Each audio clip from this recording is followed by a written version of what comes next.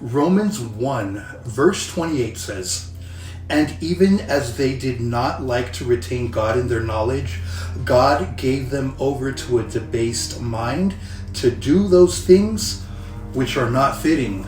Now, in this verse, Paul highlights the tragic consequences of rejecting God and his truth. Humanity falls into a spiritual and moral decline when they choose to ignore God. Paul describes a people who no longer wish to retain God in their knowledge.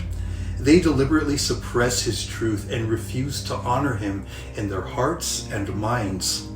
As a result, God allows them to follow their own desires, giving them over to a debased mind. This is a mind that no longer functions according to God's design. It's a mind incapable of discerning good from evil. A debased mind leads to behaviors that are not fitting. These types of actions are contrary to God's holy nature. This rejection of truth leads to a spiral of sin, corruption, and confusion. This verse serves as a warning to all Christians. When we push God out of our lives and neglect his word, we risk allowing our thoughts and actions to be shaped by this world. Instead, we are to have our thoughts and actions shaped by his spirit. The consequences of a godless mindset are evident all around us today.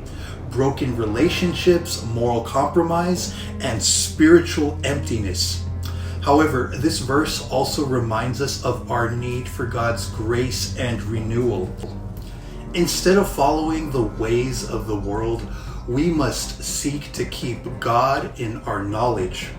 We do this by filling our minds with his word, staying in prayer, and walking in obedience to his will. Let us never become numb to his truth. As we allow God to transform our minds, we will experience his peace and purpose.